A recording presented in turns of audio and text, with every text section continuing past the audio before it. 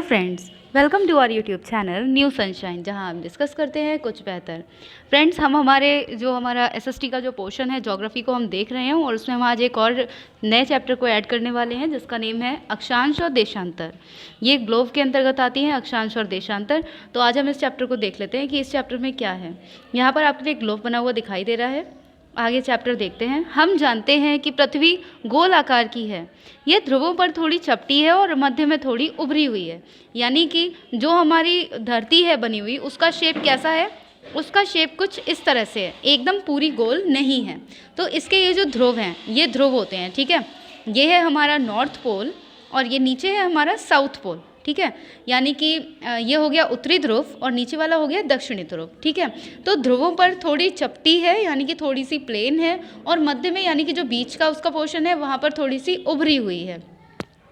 पृथ्वी का जो वास्तविक आकार है वो रोटी जैसा गोल ना होकर एक थोड़ा चपटा और बीच से गोल है, ठीक है। इसकी वजह से इसकी आकृति को हम क्या कहते हैं? इसको हम भूआब कहते हैं, ठीक है। पृथ्वी का जो वास्तविक आकार है वो भूआब है, जिसको हम इंग्लिश में बोलते हैं जियोइड, ठीक है। भूआब का अर्थ है पृथ्वी के समान आकार, ठीक है। क्या आपने कभी सोचा है कि पृथ्वी हमारी कैसी दिखती होगी? आइए इसके लिए ग्लोब को देखें। तो हम ग्लोब देखेंगे। ग्लोब क्या होता है? तो ग्लोब पूरी पृथ्वी का लघु रूप होता है, यानी कि पूरी पृथ्वी कैसी है उसको एक छोटे से रूप में बनाकर एक मॉडल की तरह दिखाया जाता है ग्लोब के लिए। मतलब पृथ्वी का एक प्रतिरूप होता है ग्लोब। ग्लोब स्थिर नहीं होते हैं, इनको कुम्हार की चाक या लट्टू के समान घुमाया जा सकता है।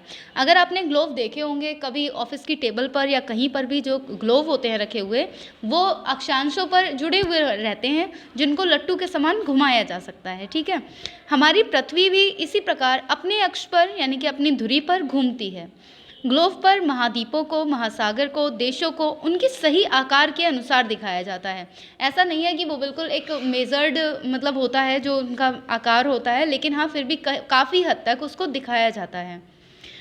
अब पृथ्वी यानी कि ग्लोब पर स्थानों का निर्धारण किस प्रकार से किया जाता है कि कहाँ पर कौन सा स्थान आएगा? सबसे मेन बात तो यही है ना कि पूरी जो हमारी पृथ्वी है, जो ग्लोब है, उस पर किसी भी स्थान का निर्धारण किस तरह से करें।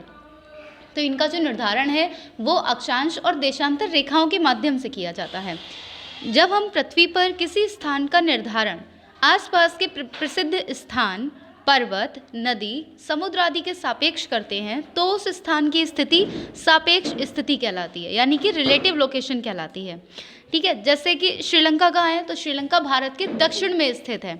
जो इंडिया है, इंडिया के साउथ में स्थित है श्रीलंका। तो श्रीलंका की जो भौगोलिक स्थिति है, यानी कि उसकी जो ज्योग्राफिकल स्थिति है, वो किसके सापेक्ष बताई जाती है? वो इंडिया के सापेक्ष बताई जाती है, यानी कि इंडिया के दक्षिण में है श्रीलंका। तो ये क्या होती है? सापेक्ष स्थिति। नेक्स्ट पॉइंट है, जब हम पृथ्वी पर किसी स्थान का निर्धारण बिना किसी प्रसिद्ध स्थान, पर्वत, नदी, समुद्र आदि के आधार पर करते हैं तो उस स्थान की जो स्थिति होती है वो वास्तविक स्थिति कहलाती है, यानी कि एब्सोल्यूट लोकेशन कहलाती है। जैसे कि हमारा इंडिया है, तो इंडिया कहाँ पर होगा? ये हम अगर बिना किसी स्थान के, नदी, समुद्र के अगर आधार पर करेंगे तो होता है वास्तविक स्थिति, ठीक है। पृथ्वी पर किसी स्थान की वास्तविक स्थिति का निर्धारण एक काल्पनिक रेखा जाल द्वारा किया जाता है, यानी कि एक ग्रिड द्वारा किया जाता है। अगर आप लोगों ने कभी ग्लोब को देखा होगा तो ग्लोब कैसा होता है? ग्लोब ऐसा गोल तो होता ही है, उस पर कुछ इस तरह से ऐसे लाइंस पड़ी हुई होती हैं, है ना। इन्हीं को हम क्या बोलते हैं? रेखा जाल बोलते हैं। इन्हीं के आधार पर क्या होता है? जगहों का निर्धारण होता है, यानी कि स्थानों का निर्धारण होता है। तो वही बात कही जा रही है कि किसी स्थान की जो वास्तविक स्थिति है उसका निर्धारण किसके आधार पर किया जाता है? रेखा जाल के आधार पर किया जाता है, यानी कि ग्रिड के द्वारा किया जाता है। इन काल्पनिक रेखाओं को अक्षांश और देशांतर कहा जाता है। अक्षांश और देशांतर रेखाएं कही जाती हैं। अब हम इनके लिए देखेंगे क्या है अक्षांश और देशांतर रेखाएं। और अगर हम देखें तो अक्षांश के लिए हम इंग्लिश में लैटिट्यूड बोलते हैं और देशांतर रेखाओं को इंग्लिश में लॉन्गिट्यूड बोलते हैं। आगे देख लेते हैं कि अक्षांश रेखाएं क्या हैं, जिनमें हम पहले देखते हैं अक्षांश रेखाएं क्या है, लैटिट्यूड क्या है। हम जानते हैं कि पृथ्वी अपने काल्पनिक अक्ष पर घूमती है, यानी कि जो पृथ्वी है वो अपने अक्ष पर घूमती है और पृथ्वी सीधी नहीं है। पृथ्वी जो हमारी है वो 23.5 डिग्री पर झुकी हुई है ना, पूरी एकदम सीधी नहीं है। यह अक्ष पृथ्वी के उत्तरी एवं दक्षिणी ध्रुव से होकर गुजरता है। ये जो हमारे अक्ष हैं, ये पृथ्वी का जो उत्तरी और दक्षिणी ध्रुव है, यहाँ से होकर गुजरता है। यहाँ पर ये एक पूरा चित्र जो दिखाया गया है आपके लिए, पूरा डायग्राम दिखाया गया है, आप इसमें देख सकते हैं। अभी मैंने आपको जो बनाकर दिखाया था वही है। ऊपर देखिए उत्तरी ध्रुव है और नीचे है दक्षिणी ध्रुव। ये जो हमारी पूरी ये पृथ्वी है, तो ऊपर वाला जो पोर्शन है यहाँ पर होता है नॉर्थ पोल, नीचे होता है साउथ पोल। तो ऊपर वाले पार्ट को हम क्या कहते हैं, अगर हम अपने इस पूरे ग्लोब को अगर बीच से काट दें तो ऊपर वाला पोर्शन कहलाता है उत्तरी गोलार्ध और नीचे वाला पोर्शन कहलाता है दक्षिणी गोलार्ध। ठीक है, और इसके जो मिड में यानी कि जहाँ से हमने इसको कट किया है, ये हमारा 0 डिग्री पर लोकेट करती है ये लाइन। ठीक है, हम इन सब के बारे में देखेंगे। आज हमारे सारे के सारे डाउट क्लियर होने वाले हैं कि भूमध्य रेखा क्या है, कर्क रेखा क्या है, आज इन सबको देखने वाले हैं हम। तो पृथ्वी जो है लगभग इस गोल आकार की होती है, अतः इस पर कोई ऐसा किनारा नहीं है जहाँ से किसी स्थान की दूरी नापी जा सके। आप नाप नहीं सकते क्योंकि ये पूरी की पूरी गोल है।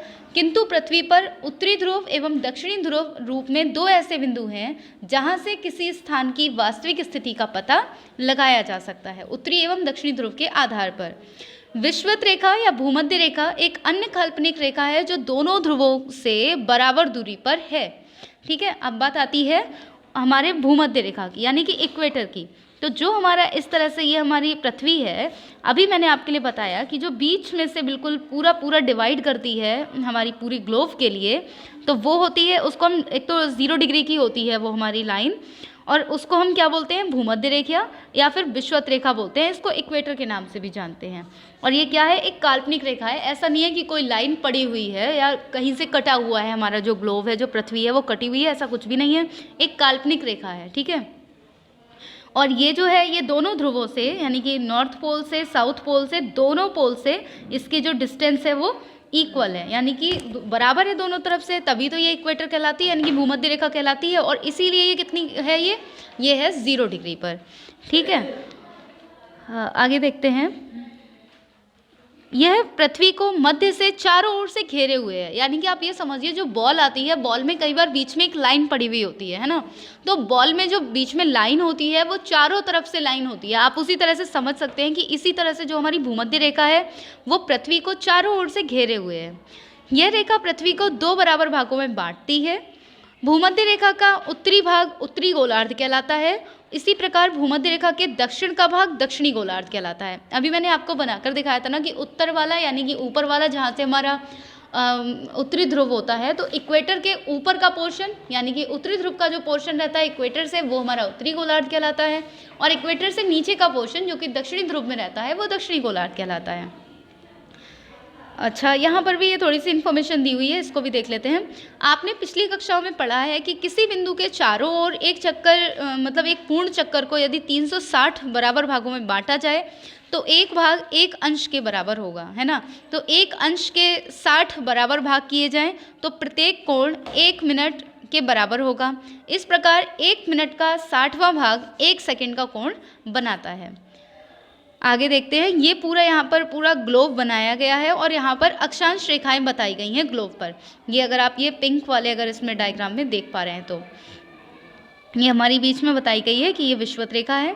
किसी स्थान या बिंदु की मध्य से बिंदु की भूमध्य रेखा से उत्तर या दक्षिण उत्तर या दक्षिण की जो कोणीय दूरी की माप होती है उसको हम अक्षांश कहते हैं। ठीक है, तो इसे भूमध्य रेखा से ध्रुवों की ओर अंश में मापा जाता है। ठीक है, भूमध्य रेखा से ध्रुवों तक पृथ्वी के चारों ओर स्थित सभी वृत्तों को अक्षांश वृत्त कहते हैं। ये वृत्त आपस में एक दूसरे के समांतर होते हैं, इस कारण इसे समांतर रेखाएं यानी कि पैरेलल्स भी कहते हैं। अब अगर हम देखें तो ये जो पूरा ग्लोब बना हुआ है, ठीक है, जो पूरा ग्लोब बना हुआ है, इसमें जो इस तरह से ये लाइंस पड़ी हुई हैं, इन लाइंस के बारे में बात हो रही है। ये लाइंस बिल्कुल समांतर होती हैं, यानी कि बिल्कुल बराबर डिस्टेंस पर होती हैं, आगे पीछे नहीं होती हैं। और एक बात, ये सारी काल्पनिक रेखाएं होती हैं। हमें समझने के लिए ये रेखाएं बनाई जाती हैं, ऐसा नहीं है कि ये रेखाएं वास्तव में होती हैं। तो इसमें बताया गया है कि ये जो बीच की लाइन है ये क्या है, ये है भूमध्य रेखा।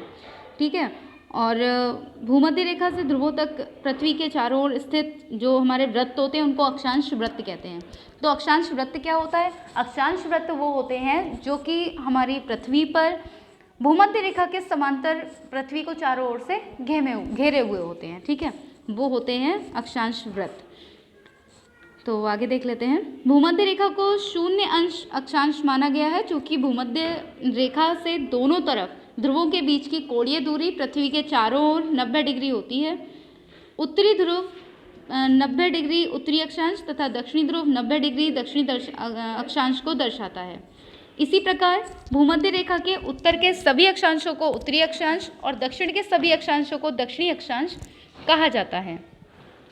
जैसे जैसे हम भूमध्य रेखा के उत्तर या दक्षिण जाते हैं, अक्षांश और रेखाओं की लंबाई घटती जाती है। भूमध्य रेखा सबसे लंबी अक्षांश रेखा है। इसकी लंबाई 40,076 यानी कि 40,076 किलोमीटर है, जबकि ध्रुवों पर ये मात्राएं मात्र बिंदु रह जाती हैं। उत्तरी अक्षांश एवं 90 डिग्री उत्तरी अक्षांश 90 डिग्री दक्षिणी अक्षांश की लंबाई 0 होती है। अब हम इस बात को समझ लेते हैं जो ये हमारा इस पूरे पैराग्राफ में कहा गया है। तो ये जो पूरा ये ग्लोब है, एक सेकेंड, ये जो पूरा ये ग्लोब है ना, आप इसमें देख पा रहे हैं कि अगर मैं आपसे कहूँ कि इसमें सबसे लंबी जो अक्षांश रेखा है वो कौन सी है, तो सबसे लंबी अक्षांश रेखा है भूमध्य रेखा। आप देख पा रहे हैं सबसे लंबी जो रेखा है वो है भूमध्य रेखा या विषुवत रेखा। जैसे जैसे ये अक्षांशों की ध्रुवों की तरफ ये अक्षांश रेखाएं बढ़ती हैं, अक्षांशों की तरफ ध्रुवों की तरफ जैसे जैसे ये अक्षांश रेखाएं बढ़ती हैं, ये जो है ये धीरे धीरे करके इनकी लंबाई जो है वो घटती जाती है और ध्रुवों पर जाकर मेन ध्रुवों पर जाकर ये बिंदु मात्र रह जाती हैं, ठीक है। और ये जो अक्षांश होते हैं यहाँ पर अक्षांशों पर जो दूरी रहती है वो जो डिग्री रहती है वो 90 डिग्री रहती है, ठीक है, ये बताया गया है यहाँ पर। तो 0 डिग्री की अक्षांश रेखा को भूमध्य रेखा कहते हैं और 23.5 डिग्री की जो उत्तरी अक्षांश रेखा होती है उसको कर्क रेखा कहते हैं। मैं बनाकर दिखाती हूँ, जैसे कि अगर हम इस तरह से देखें, वेट, फ़ोन से वीडियो बनाने में थोड़ी सी प्रॉब्लम आती है तो उसको प्लीज़ थोड़ा सा एडजस्ट कीजिएगा। अगर हम यहाँ से ऐसे करके अगर हम बनाते हैं तो ये इस तरह से है, ये हमारी हो गई विषुवत रेखा, ठीक है, ये हमारी कौन सी हो गई भूमध्य रेखा। यहाँ पर लिख लेते हैं, ये है भूमध्य रेखा और ये 0 डिग्री की रहती है ना, ये है 0 डिग्री की। अब कर्क रेखा क्या होती है, तो यहाँ से एक और ऐसे रेखा जाती है, तो ये कितने की होती है 23.5 डिग्री की। इसको क्या बोलते हैं, कर्क रेखा बोलते हैं। आपको इसका पूरा एक डायग्राम में दे दूंगी, ठीक है। और ये रहा इसमें, और जो ऊपर की रहती है उसकी बात थी। अब अगर नीचे की अगर हम बात करें यानी भूमध्य रेखा के जस्ट नीचे की बात करें तो 23.5 डिग्री की जो अक्षांश रेखा दक्षिणी अक्षांश रेखा होती है उसको मकर रेखा कहते हैं। वहीं अगर हम सबसे ऊपर अगर उत्तरी अक्षांश पर अगर बात करें तो उसे आर्कटिक रेखा कहते हैं या फिर आर्कटिक वृत्त भी कहते हैं। और नीचे अगर हम बात करें 66.5 डिग्री की दक्षिणी अक्षांश रेखा की तो उसको अंटार्कटिक रेखा कहते हैं, ठीक है। ये इस तरह से बनाया जाता है और डिग्रीज इस तरह से बढ़ती हैं कुछ, आप ये देख सकते हैं इस डायग्राम में, ठीक है। ये इसमें सिर्फ इतना ही था, ये एक पॉइंट है यहाँ पर जो बहुत ज़्यादा इम्पॉर्टेंट है। कर्क रेखा हमारे देश भारत से होकर गुजरती है, इसे भारत के मानचित्र पर भी देखा जा सकता है, ठीक है। तो जो कर्क रेखा, ये क्वेश्चन भी आता है कि जो ऐसी कौन सी रेखा है जो हमारे पूरे भारत से होकर गुजरती है, तो हमारे भारत को बीच से काटती हुई निकलती है, कर्क रेखा बोलते हैं उसको, ठीक है। ये इतना ही था हमारे अक्षांश में। अब हम देखेंगे देशांतर क्या है। आई होप आपके लिए क्लियर हुआ होगा कि अक्षांश रेखाएं क्या हैं, अक्षांश क्या है और किस तरह से ये अपना क्रम बनाती हैं, ये सब आपको क्लियर हुआ होगा। अगर किसी को कोई प्रॉब्लम है तो वो कमेंट बॉक्स में कमेंट करके पूछ सकता है, ठीक है। देशांतर देख लेते हैं। अब हम आगे हम देखते हैं कि देशांतर क्या है। तो पृथ्वी पर किसी स्थान या बिंदु की स्थिति का पता लगाने के लिए उस स्थान के अक्षांश के अलावा कुछ अन्य जानकारियां भी ज़रूरी होती हैं। जैसे उत्तर प्रदेश में गाज़ियाबाद और पीलीभीत शहर एक ही अक्षांश पर स्थित हैं, ठीक है। जैसे कि जो पूरा उत्तर प्रदेश है उसके एक कोने पर स्थित है गाज़ियाबाद और एक कोने पर स्थित है पीलीभीत। उनकी सही स्थिति जानने के लिए ये पता करना होगा ये स्थान दोनों ध्रुवों को मिलाने वाली किस मानक रेखा के पूर्व या पश्चिम कितनी दूरी पर हैं। इन मानक रेखाओं को ही देशांतर रेखाएं कहा जाता है। हमने अभी तक ये देखा कि अक्षांश रेखाएं क्या होती हैं। अक्षांश रेखाएं वो होती हैं जो पृथ्वी को चारों ओर से घेरे हुई होती हैं, है ना। और देशांतर मतलब उनको हम पड़ी रेखाएं बोल सकते हैं और देशांतर रेखाएं खड़ी रेखाएं होती हैं, ठीक है, जो कि दोनों ध्रुवों को यानी कि उत्तरी ध्रुव को दक्षिणी ध्रुव से मिलाती है। ये ग्लोब को बीच से नहीं काटती, बीच से कौन सी रेखाएं काटती हैं? अक्षांश रेखाएं, जो दोनों ध्रुवों को आपस में मिलाती हैं तो वो क्या होती हैं? देशांतर रेखाएं। इनके बीच की दूरी को अंश में नापते हैं। ये रेखाएं दोनों ध्रुवों को मिलाती हुई अर्धवृत्ताकार होती हैं। इनके बीच की दूरी भूमध्य रेखा से ध्रुवों की ओर जाने पर क्रमशः कम होती जाती है। यानी कि जैसे जैसे आप भूमध्य रेखा के पास जाएंगे इनकी जो दूरी, इनकी जो बीच की डिस्टेंस है वो कम होती जाएगी। कैसे? वो देख लीजिए। जैसे कि ये जो दोनों ध्रुवों को यहाँ पर हम मिला रहे हैं तो यहाँ पर ये सबसे लंबी लाइन है, और जो ये फिर ऐसे ऐसे जा रही है ये फिर कम होती जा रही है। ठीक है, इनकी जो डिस्टेंस है वो कम होती जा रही है। तो इसी के बारे में बात हो रही है। जैसे जैसे आप ये भूमध्य रेखा के पास जाएंगे इनकी जो डिस्टेंस है वो कम होती जाती है। किसी बिंदु के चारों ओर अधिकतम 360 का कोण बन सकता है। किसी भी बिंदु के चारों तरफ अगर आप एक नॉर्मल, अगर आप अपना प्रकार रखकर अगर एक सर्कल अगर बनाते हैं तो 360 डिग्री का आप एक कोण बना सकते हैं। इससे ज़्यादा का तो बनेगा नहीं, है ना। तो यदि 1 डिग्री के अंतराल पर देशांतर रेखाओं को खींचा जाए तो ग्लोब पर कुल 360 देशांतर रेखाएं होंगी। कितनी रेखाएं होगी? 360। अक्षांश वृत्तों के विपरीत सभी देशांतर रेखाओं की लंबाई समान होती है, यानी कि बराबर होती है। अक्षांश पर जो वृत्तों के विपरीत अगर हम बात करें, यानी कि जो वृत्त होते हैं, वृत्त मतलब कि जो पड़ी रेखाएं होती हैं उनकी अगर हम बात करें तो वो वैसे नहीं होते हैं। सभी देशांतर रेखाओं की लंबाई लगभग समान होती है। आप ये सोचिए जैसे कोई बॉल है और आप उस बॉल के चारों तरफ अगर आप सुतली लपेटें और आप ये सोचें कि वो दोनों ध्रुवों पर यानी कि दोनों तरफ बराबर बराबर रहे दोनों ध्रुवों पर, तो क्या होगा? उसमें जितनी सुतली एक तरफ से लग रही है दोनों तरफ से, हर तरफ से उतनी ही सुतली लगेगी। आप इस तरह से समझ सकते हैं कि देशांतर रेखाओं की जो लंबाई है वो समान होती है। अतः देशांतर रेखाओं की गणना में कठिनाई थी, इसलिए सभी देशों ने सर्वसम्मति से निर्णय लिया कि लंदन के निकट ग्रीनविच नामक स्थान पर ग्रीनविच वेधशाला यानी कि ग्रीनविच ऑब्जर्वेटरी से गुजरने वाली रेखा को 0 डिग्री देशांतर या प्रधान देशांतर रेखा यानी कि प्राइम लॉन्गिट्यूड या प्रधान यामोत्तर प्राइम मेरिडियन होगी। इसे ग्रीनविच रेखा भी कहते हैं। ठीक है, तो ये ग्रीनविच रेखा कहाँ पर है? तो ग्रीनविच वेधशाला कहाँ पर है? ये लंदन में है। ठीक है, तो जिसको हम क्या बोलते हैं? इसको हम प्राइम लॉन्गिट्यूड बोलते हैं, यानी कि इसी के आधार पर समय का निर्धारण किया जाता है। पृथ्वी पर इस रेखा के ठीक पीछे 180 देशांतर रेखाएं होती हैं। 0 से पूर्व दिशा में 180 तक देशांतरों को पूर्वी देशांतर कहते हैं, यानी कि जो पूर्व के साइड आती हैं उनको बोलते हैं पूर्वी देशांतर, और 0 डिग्री से जो पश्चिम के साइड आती हैं उनको बोलते हैं पश्चिमी देशांतर। ठीक है, अगर आप इसको इस तरह से नहीं समझ पा रहे हैं तो ये ग्लोब बना देते हैं, इसके थ्रू आप समझ लीजिए। ये है, और ये हमने देखा था, ये था हमारा नॉर्थ, है ना, ये था नॉर्थ, ये है साउथ, ये इधर ईस्ट और इधर वेस्ट। तो ये हमारी अगर 0 डिग्री हो गई, ये हमारी हो गई 0 डिग्री, तो अब आप बताइए जो ये ईस्ट के साइड की जितनी भी हमारी रेखाएं हैं उनको हम क्या बोलेंगे? इनको हम बोलेंगे पूर्वी देशांतर, है ना, और इसके इधर साइड की जो है वेस्ट के साइड की उनको हम बोलेंगे पश्चिमी देशांतर। आई होप अब ये क्लियर हुआ होगा। पृथ्वी पर 180 पूर्व एवं 180 पश्चिमी देशांतर रेखाएं एक ही हैं। ठीक है, यानी कि मतलब कि एक ही उससे होकर जाती हैं, एक ही ध्रुव से होकर जाती हैं। इसी प्रकार 0 डिग्री देशांतर एक ही है, जो 0 डिग्री देशांतर है वो एक ही है, यानी कि चारों तरफ से वो घेरा हुआ है पृथ्वी के लिए खड़े रूप में। ये दोनों रेखाएं मिलकर पृथ्वी के परितः एक वृत्त बनाती हैं। परितः मतलब चारों ओर से, वही मैंने आपके लिए बताया कि चारों ओर से घेरा हुआ है जो दोनों ध्रुवों से होकर जाता है। यह वृत्त पृथ्वी को पूर्वी गोलार्ध और पश्चिमी गोलार्ध में विभाजित करता है। जो पड़ी रेखाएं होती हैं वो उत्तरी गोलार्ध और दक्षिणी गोलार्ध में पूरे ग्लोब को विभाजित करती हैं। जो खड़ी रेखाएं होती हैं वो पूर्वी गोलार्ध और पश्चिमी गोलार्ध में विभाजित करती हैं। अब ये यहाँ पर बताया गया है कि किस तरह से आप ग्लोब बना सकते हैं, तो इसकी हमें कोई नीड नहीं है। आज की वीडियो में सिर्फ इतना ही रखते हैं। यहाँ पर हमने अक्षांश और देशांतर को देख लिया है। अगर आप में से किसी को अगर कोई भी प्रॉब्लम हुई हो ये चैप्टर समझने में तो आप प्लीज़ कमेंट बॉक्स में कमेंट करके बता दीजिएगा। बाकी अपनी इस वीडियो में सिर्फ इतना ही। अगर चैनल को अभी तक सब्सक्राइब नहीं किया है तो चैनल को सब्सक्राइब करके बेल आइकन को प्रेस कर लीजिए ताकि आने वाली वीडियो की नोटिफिकेशन आपको मिल सके। साथ ही अगर चैनल पर नए हैं और वीडियो अच्छी लगी है तो वीडियो को लाइक एंड शेयर करना बिल्कुल ना भूलें। Thank you.